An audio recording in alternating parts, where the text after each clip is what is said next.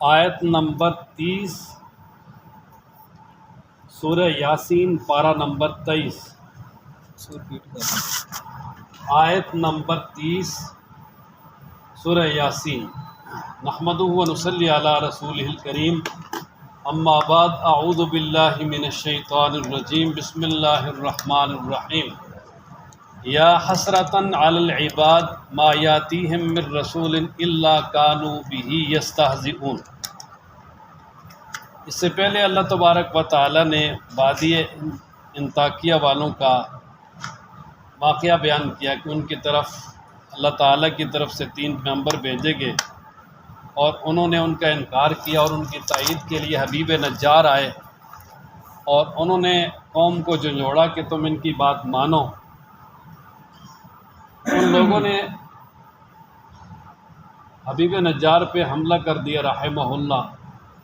اور ان کو شہید کر دیا۔ اللہ تبارک و تعالیٰ نے ان کو جنت میں داخل کیا، اور جنت میں بھی جا کے وہ یہی حسرت کرتے رہے، کاش کہ میری قوم کو پتہ چل جاتا کہ میرے اللہ نے مجھے کتنا اعزاز و اکرام کیا، تاکہ وہ بھی ایمان لے آتی۔ اور ان کو شہید کرنے کے بعد اللہ تعالیٰ نے رسولوں اور ایمان والوں کو بچا لیا، اور باقی قوم اس کو ہلاک کیا۔ اللہ تبارک و تعالیٰ کی طرف سے ان پر ایک سخت زوردار چیخ اور دھماکہ نازل کیا گیا، جس کی وجہ سے وہ سارے کے سارے مر گئے۔ تو اللہ تبارک و تعالیٰ اس واقعہ کو بیان کرنے کے بعد فرماتے ہیں کہ یا حسرتاً علی العباد، ہائے حسرت بندوں پر، ما یاتیہم من رسول، کہ نہیں آیا ان کے پاس کوئی رسول، الا مگر کانوا تھے وہ بھی اس کے ساتھ یستہزئون، استہزاء اور مذاق کرنے والے۔ کہ اللہ فرماتے ہیں کہ بندوں پہ افسوس ہی کیا جا سکتا ہے کہ جب بھی ان کے پاس کوئی رسول آیا ہے، اللہ تعالیٰ کی طرف سے پیغمبر آیا ہے، اللہ کا پیغام لے کر آیا ہے، تو انہوں نے اس کا مذاق اڑایا ہے۔ چاہیے تو یہ تھا کہ وہ اللہ کے رسولوں کی بات مانتے اور ان کی پیروی کرتے، اتباع کرتے۔ پیروی اور اتباع تو دور کی بات ہے، انہوں نے ان کے ساتھ استہزاء اور مذاق شروع کر دیا۔ تو یہ ایسا جو ہے نا بندوں کی ناشکری کی وجہ سے ہی ہے۔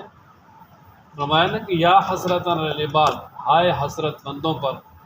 ما یاتیہم من رسول الا کانوا بہ یستہزئون، نہیں آیا ان کے پاس کوئی رسول مگر وہ اس کے ساتھ استہزاء کرتے تھے۔ الم یروا کم اہلکنا،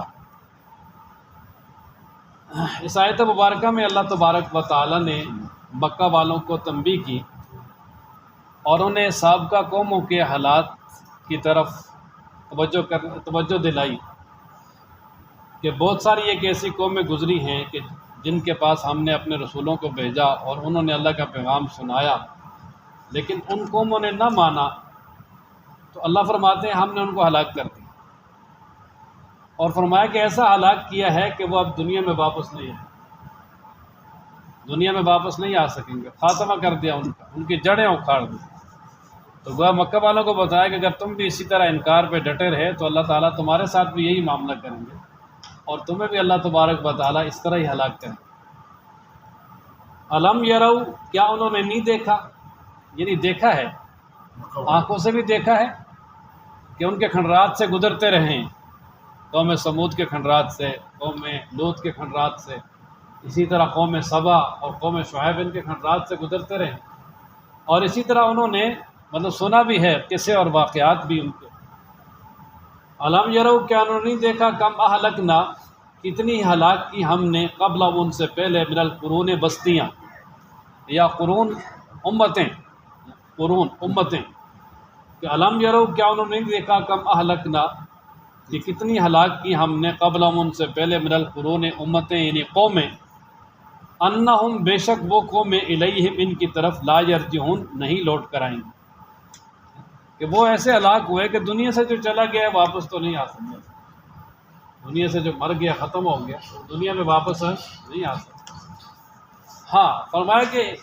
دنیا میں تو نہیں آئیں گے، لیکن اللہ تبارک و تعالیٰ سب کو قیامت والے دن جمع کرے گا اور ان تمام کا پھر احتساب کرے گا۔ جو یہاں ہلاک ہوئے ہیں ان پہ یہاں بھی عذاب آیا ہے، اور پھر قیامت میں جو اللہ تبارک و تعالیٰ کی طرف سے عذاب ہوگا اس سے بھی بچ نہیں سکیں گے۔ وہاں مکہ والوں کو بھی، ان پہلوں کو بھی، اور قیامت تک آنے والے جتنے بھی منکرین ہیں ان سب کو اکٹھا کر کے، ان کا حساب کر کے، ان کو پھر وہاں ان کے برے اعمال کی اور ان کے برے عقائد کی جزا دی جائے گی۔ فرمایا نا وَإِن اور نہیں ہے کلن سب لما مگر جمیع لدینا کہ وہ سارے کے سارے ہمارے پاس محضرون حاضر کیے جائیں گے۔ وَإِن کلن اور نہیں ہے وہ سارے کے سارے لما مگر جمیع سب کے سب لدینا ہمارے سامنے محضرون حاضر کیے جائیں گے کہ ہمارے روبرو قیامت والے دن حاضر کیے جائیں گے۔ اور اس کا اصل ترجمہ یہ ہے کہ وَإِن كُلٌّ لَمَّا جَمِيعٌ لَدَيْنَا مُحْضَرُونَ کہ وہ جتنے بھی ہیں سارے قومیں پہلے گزری جہاں آئندہ آنے والے جتنے بھی ہیں وہ سارے کے سارے قیامت والے دن ہمارے روبرو حاضر ہوں گے میدان محشر میں، اور پھر ان کا احتساب کیا۔ وَآيَةٌ لَّهُمُ الْأَرْضُ الْمَيْتَةُ یعنی یہ قیامت کا ڈراوا دے دیں کہ وہاں بھی احتساب ہوگا۔ وَآيَةٌ لَّهُمُ الْأَرْضُ اب اس آیت مبارکہ میں اللہ تبارک و تعالیٰ نے اپنی وحدانیت پہ ایک اور دلیل عقلی بیان فرمائی ہے۔ اللہ تبارک و تعالیٰ ارشاد فرماتے ہیں کہ اللہ کی وحدانیت اور اللہ کی قدرت کی ان لوگوں کے لیے یہ بھی بڑی نشانی ہے کہ ایک بنجر اور بے آباد مردہ زمین ہے جو بارش نہ ہونے کی وجہ سے بالکل خشک ہو جاتی ہے، کچھ بھی نہیں رہتا جس میں، اور اللہ فرماتے ہیں کہ بارش برسا کے ہم نے اس زمین کو آباد کیا اور اس زمین سے ان لوگوں کے لیے غلہ اگایا جس سے یہ کھاتے ہیں، اور اسی طرح اس زمین کو آباد کر کے اس میں کھجوروں اور انگوروں کے درخت لگائے، اس سے کھجوریں اور انگوریں پیدا ہوئیں جو یہ استعمال کرتے ہیں۔ خاص طور پہ ان کا تذکرہ اس لیے کیا کہ یہ دونوں بہت مفید بھی ہیں اور یہ غذا کے طور پہ بھی کھائی جا سکتی ہیں، اور اسی طرح تلذذ اور ذائقہ کے لیے بھی کھائی جا سکتی ہیں، اور بہت کثیر الفوائد ہیں۔ اور پھر یہ ہے کہ ان کو سٹاک بھی کیا جا سکتا ہے نا، خشک کر کے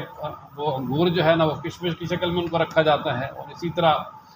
کھجور جو ہے ان کو بھی خشک کر کے رکھا جاتا ہے، سٹاک کیا جا سکتا ہے۔ اور دوسری بات یہ ہے کہ عرب کے اندر سب سے زیادہ پھل یہی تھا، خاص طور پہ ان کے دو کا تذکرہ کیا۔ ان میں سے ایک تنا آور درخت ہے، دوسرا بیلدار ہے، اور فرمایا کہ پھر بارش برسائی، پھر زمین سے چشمے پھوٹ پڑے، اور ان چشموں کے ذریعے بہت ساری زمین جو ہے نا وہ سیراب ہوتی ہے، اور سیراب کر کے لوگ اس سے بڑا فائدہ حاصل کرتے ہیں، جس طرح پہاڑی علاقوں میں۔ فرمایا یہ سب کچھ اس لیے ہوا تاکہ یہ انسان جو ہے نا یہ جو زمین سے پھل پیدا ہوں یعنی درختوں سے ان کو کھائیں، اور اسی طریقے سے وہ چیزیں بھی کہ جو ان کے ہاتھوں نے نہیں بنائیں، مثلا یہ زمین کے اندر بہت سارا غلہ جو ہوتا ہے، یا اسی طریقے سے جو دیگر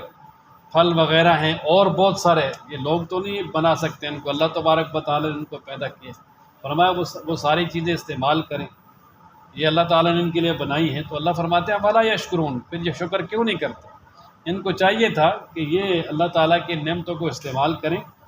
اور ان نعمتوں کو استعمال کر کے اللہ تبارک و تعالیٰ کا شکر ادا کریں۔ اور اللہ کا سب سے بڑا شکر یہ ہے کہ اللہ تعالیٰ پر ایمان لایا جائے اور اللہ تبارک و تعالیٰ کی ساری باتیں جو وہ مانی جائیں۔ فرمایا نا وآیۃ اللہ اور نشانی ہے لہم ان کے لیے الارض زمین المیتہ بنجر مردہ بے آباد ویران، کہ ان کے لیے نشانی ہے ایک مردہ اور بنجر اور بالکل بے آباد زمین۔ احییناہا اللہ فرماتے ہیں ہم نے اس کو زندہ کیا، وَأَخْرَجْنَا اور نکالا منہا اس زمین سے حباً غلہ، اس سے غلہ نکالا، فَمِنْهُ يَأْكُلُونَ اس غلے سے یہ لوگ کھاتے ہیں، وَجَعَلْنَا اور ہم نے بنائے فیہا اس زمین میں جنات باغات من نخیل و اعناب کھجوروں اور انگوروں کے، وَفَجَّرْنَا اور ہم نے جاری کی فیہا یا جاری کی ہے فیہا اس زمین میں من العیون چشمے، کیوں لیاکلوا تاکہ لوگ کھائیں من ثمرہ اس زمین کے پھل سے یعنی زمین کی پیداوار سے، وما عملتہ اور وہ کہ نہیں بنایا اس کو ایدیہم ان کے ہاتھوں نے، یعنی وہ چیزیں بھی کھائیں کہ جن کو ان کے ہاتھوں نے نہیں بنایا، افلا یشکرون تو وہ کیوں نہیں شکر ادا کرتے۔ اور باقی بعض نے اس کا ترجمہ یوں بھی کیا ہے کہ وما میں ما یہ موصولہ ہے، جس کا معنی یہ ہوگا اور وہ کہ جو ان کے ہاتھوں نے بنایا، وہ چیزیں بھی کھائیں۔ اور ہاتھوں سے بنانے سے مراد یہ ہے نا جی کہ زمین سے جو غلہ اگتا ہے یا زمین سے جو درخت پھل اگتے ہیں، سبزیاں وغیرہ، یہ ساری اس میں بندوں کی محنت شامل ہے کہ بندے جو ہے نا وہ اس میں ہل چلاتے ہیں، پھر بیج ڈالتے ہیں، پھر اس کی دیگر جتنی بھی زراعت کے اصول ہیں ان کے مطابق اس کی دیکھ بھال کرتے ہیں، تو جس سے اس میں پھل بھی لگتا ہے اور اسی طرح غلہ بھی اگتا ہے۔ تو اس سے مراد یعنی ایک یہ بھی ہے کہ اور وہ جو ان کے ہاتھوں نے پیدا کیا یعنی وہ چیز بھی استعمال کریں۔ تو ہاتھوں نے بنایا سے مراد یعنی زمین میں انہوں نے محنت کی اور اس سے اللہ تبارک و تعالیٰ نے جو آگے غلہ پھل دیا اور وہ بھی استعمال کرے اور پھر وہ اللہ کا شکر ادا کرے، لیکن مد شکر نہیں ادا۔ سبحان الذی خلق الازواج، اللہ تبارک و تعالیٰ نے فرمایا کہ اللہ وہ ذات ہے جو تمام عیوب سے اور تمام شرک سے پاک ہے۔ سبحان اللہ، سبحان کا معنی ہوتا ہے پاک، کہ اللہ کا کوئی شریک بھی نہیں اور رب ذوالجلال میں کوئی کمی کوئی عیب کچھ بھی نہیں۔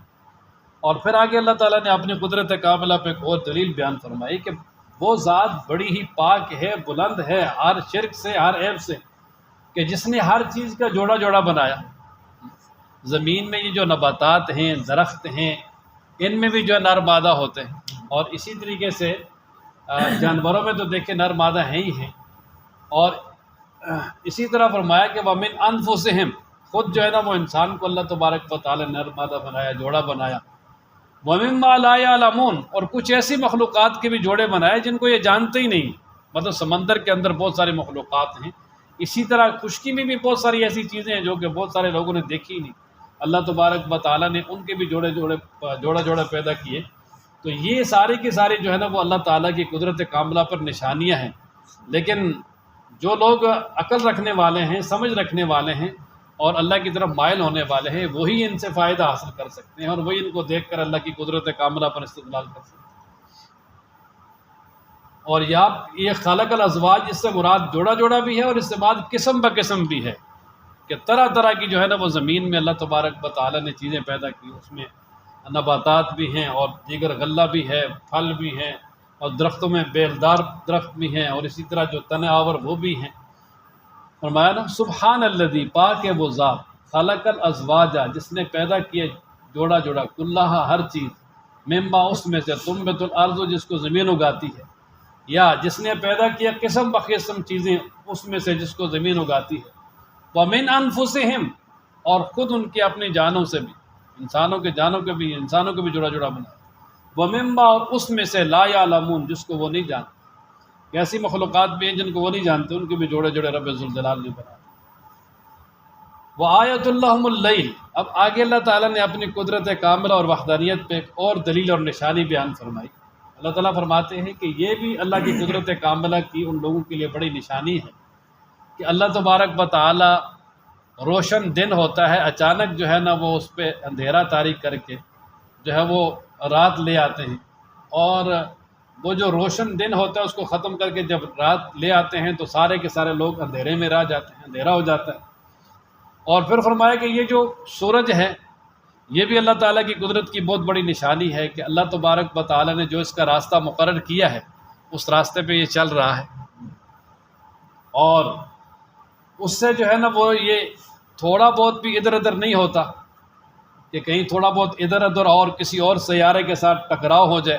نہیں، فرمایا ایسا نہیں، بلکہ بالکل اپنے مدار پہ بڑے آرام سے، بڑے خوبصورتی کے ساتھ جو ہے نا وہ جا رہا ہے۔ اور یہ جو اتنا بڑا نظام ہے یہ اللہ تبارک و تعالیٰ نے جو ہے نا وہ اپنے ذمہ، اپنے قبضہ قدرت میں لیا ہوا ہے، اور اللہ تبارک و تعالیٰ ہی چلا رہے ہیں۔ اللہ اکبر، کہ یہ جو سورج ہے یہ روزانہ حدیث مبارکہ میں آتا ہے کہ یہ صبح مشرق سے طلوع ہوتا ہے اور پھر یہ شام تک اپنی منزل پوری کر کے عرش کے نیچے جا کر یہ اللہ کے دربار میں سجدہ کرتا ہے، یہ بخاری کی صحیح حدیث ہے، اور پھر دوبارہ طلوع ہونے کی اجازت مانگتے ہیں، اور پھر اللہ تبارک و تعالیٰ اس کو اجازت دیتے ہیں دوبارہ طلوع ہونے کی، اور پھر یہ مشرق سے دوبارہ طلوع ہو جاتا ہے، اور یہ سلسلہ قیامت تک جاری رہے گا۔ لیکن جس وقت اللہ تبارک و تعالیٰ نے اس زمین کے نظام کو ختم کرنا ہوگا،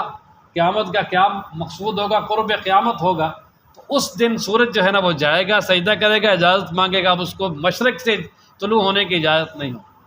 بس پھر وہ مغرب سے طلوع ہو جائے گا، اور مغرب سے سورج کا طلوع ہونا یہ اس بات کی نشانی ہے کہ اب کسی کا ایمان بھی قبول نہیں ہے اور اب کسی کی توبہ بھی قبول نہیں ہے، اس کے بعد بس ختم، سمجھو قیامت کی بڑی نشانی ہے، تو کچھ عرصے بعد ہی جو ہے نا وہ قیامت ہو جائے گی۔ تو یہ جو سورج کا جو مدار ہے یہ مستقر اللہ، اپنا جو اللہ تعالیٰ نے مقرر کیا اس پہ چلتا ہے، آ کے رب کے حضور سجدہ کرتا ہے، پھر اجازت دیتا ہے، پھر طلوع ہوتا ہے۔ تو یہ جو اللہ نے مدار مقرر کیا بالکل اس پہ جا رہا ہے، اس میں کسی کے سامنے نہ ٹکراتا ہے اور نہ جو ہے وہ درمیان میں کوئی چیز اس کی آتی ہے۔ اور دوسرا یہ ہے کہ بعض نے اس کا یہ بھی ترجمہ کیا ہے کہ لمستقر اللہ، جو اللہ تبارک و تعالیٰ نے اس کے لیے حد مقرر کی ہے، تو اس میں جو ہے نا وہ سورج کے لیے دو حدیں، ایک تو یہ نا کہ وہ ایک سال میں جو ہے نا اس کو پورا کرتا ہے، منزل ایک سال میں، جس طرح یہ سردی گرمی وغیرہ کا موسم ہوتا ہے،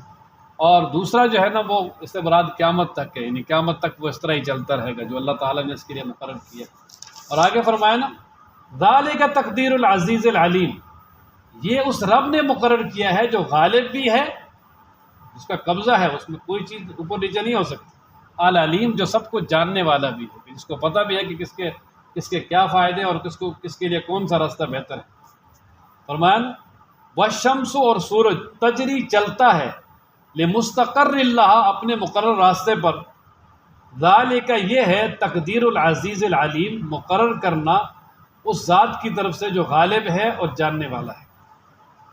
والقمر قدرناہ منازل، اب سورج کے بعد چاند کا تذکرہ کیا کہ اللہ فرماتے ہیں چاند کے لیے بھی ہم نے منزلیں مقرر کی، اور چاند کی 28 منزلیں جی، چاند کی کتنی منازل ہیں جی؟ 28۔ یہ 28 منازل ہیں چاند کی، جو مہینہ جب شروع ہوتا ہے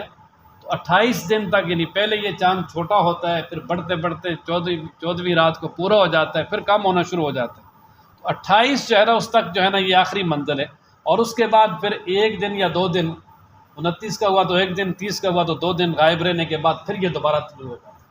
اب دیکھیں نا کہ وہ شروع میں بھی چاند بالکل چھوٹا ہوتا ہے اور بالکل یہ باریک ہوتا ہے، اور پھر درمیان میں جا کے بڑا ہو جاتا ہے، اور پھر آخر میں چاند پھر جو ہے نا وہ بالکل چھوٹا ہو جاتا ہے، اپنی اصلی حالت پر آ جاتا ہے۔ اور اللہ تبارک و تعالیٰ فرماتے ہیں کالعرجون القدیم، کھجور کی پرانی ٹہنی اور شاخ کی طرح، کھجور کی پرانی اور ٹیڑھی شاخ کی طرح، جس طرح کھجور کی اس طرح شاخ ہونا تو وہ پڑی رہے زمین پہ تو اس طرح ٹیڑھی سی ہو جاتی ہے، خشک بالکل، تو بالکل چاند بھی آخر میں بالکل ایسے ہی نظر آتا ہے نا۔ اللہ فرماتے ہیں نا والقمر، اور چاند، قدرنا، ہم نے مقرر کی، ہو اس کے لیے، منازل، منزلیں، یعنی اس کے لیے اللہ نے راستے مقرر کیے، منزلیں مقرر کی ہیں، روزانہ وہ ایک منزل طے کرتا ہے، حتیٰ یہاں تک کہ عادہ وہ ہو جاتا ہے، کل طرح عرجون، یہ عرجون کا معنی ٹہنی شاخ، القدیم پرانی، یہاں تک کہ وہ پرانی ٹیڑھی شاخ کی طرح ہو جاتا ہے۔ اللہ اکبر۔ اب یہ کہ کس طرح چلتے ہیں، اللہ تبارک و تعالیٰ نے ہر جو یہ مطلب سورج ہے، چاند ہے، اور اسی طرح ستارے ہیں، سیارے ہیں، زمین ہے، ان سب کے لیے ایک مدار مقرر کیا ہوا ہے، یہ سب اپنے اپنے مدار میں جو ہے نا وہ چل رہے ہیں۔ آگے آ رہا ہے اللہ فرماتے ہیں للشمس ینبغی لہا، نہیں ہے سورج کے لیے مجال، للشمس نہیں ہے سورج کے لیے، ینبغی مجال، لہا اس کے لیے، لا نہیں ہے الشمس سورج، ینبغی لہا اس کے لیے مجال، ان تدرکا کہ وہ جا پکڑے، القمر چاند کو، کہ سورج کی بھی کوئی مجال نہیں ہے کہ وہ چاند کو جا پکڑے، بلکہ چاند اپنے ٹائم پہ آتا ہے، سورج اپنے ٹائم پہ چلتا ہے، سورج غروب ہوتا ہے تو اس کے بعد چاند نظر آتے ہیں، ایسا نہیں کہ بھئی سورج چاند کو پکڑ لے اور اس کو جا کے رات کو جو ہے نا وہ مطلب سورج اس چاند کے ٹائم میں آ جائے اور پھر چاند کی روشنی کو اس وقت ختم کر دے، ایسا نہیں، اپنے اپنے وقت پہ آ رہا ہے جی۔ وَلَلَّيْلُ، اور نہیں ہے رات سابقن پہلے آنے والی، النہار دن سے، وَلَلَّيْلُ سابق النہار، اور نہیں ہے رات سابقن پہلے آنے والی، اس میں فاعل ہے، النہار کس سے جی؟ دن سے،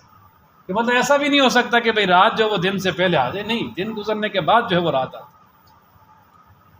وَكُلٌّ، اور سب کے سب، یہ کلن اس کا تعلق جو ہے نا وہ پیچھے سورج کا تذکرہ ہے، چاند کا تذکرہ ہے، اسی طرح زمین ہے، جتنے بھی سیارے ہیں وہ سارے کے سارے فی فلکی اپنے مدار میں یسبحون تیر رہے ہیں، گردش کر رہے ہیں، کہ جتنے بھی سیارے ہیں اللہ تعالیٰ نے جو جو ان کا مدار مقرر کیا ہے اس میں گھوم رہے ہیں، تیر رہے ہیں۔ کوئی جو ہے وہ دوسرے کو جو ہے نا وہ آگے رکاوٹ نہیں ڈالتا، بلکہ اللہ تعالیٰ نے ہر ایک کا روٹ مقرر کیا ہوا ہے، اس پہ وہ جا رہے ہیں۔ اب دیکھیں نا کہ یہ جس طرح چاند گرہن ہے، سورج گرہن ہے، اب وہ جو ایک جس طرح دوسرا سیارہ جو ہے نا وہ درمیان میں آ جاتا ہے نیچے، تو اس کی روشنی اس پہ لگتی ہے اور نیچے زمین سے جو ہے نا وہ ہٹ جاتی ہے درمیان میں، تو اگر ٹکرائیں تو پھر یہ اللہ تعالیٰ نے کتنا وہ مقرر کیا ہوا ہے، کس طرح نظام چل رہا ہے۔ اور وہ جو درمیان میں آتا ہے یہ بھی اللہ تعالیٰ کی ایک نشانی اللہ دکھاتے ہیں کہ میں ایسا بھی کر سکتا ہوں۔ میں یہی وجہ ہے کہ اگر سورج گرہن ہو جائے، چاند گرہن ہو جائے، تو اس موقع پر ایمان والوں کے لیے یہ ہے کہ وہ نماز میں مشغول ہو جائیں اور اللہ تبارک و تعالیٰ سے دعا کریں کہ اللہ تبارک و تعالیٰ اس کو دور کرے۔ خود نبی پاک صلی اللہ علیہ وسلم کے دور میں جو سورج گرہن ہوا تو نبی پاک صلی اللہ علیہ وسلم نے فوراً جو ہے وہ نماز کی طرف متوجہ ہوئے اور لوگوں کو جو ہے وہ اللہ کی طرف متوجہ کیا کہ اگر اللہ تعالیٰ وہاں ہی روک دے تو کون روشنی لائے۔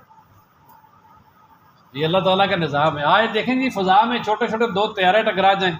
تو کتنا بڑا نقصان ہے، اللہ حفاظت فرمائے۔ تو یہ اتنے بڑے بڑے سیارے اور اتنے بڑے بڑے ستارے اور اتنا بڑا نظام شمسی،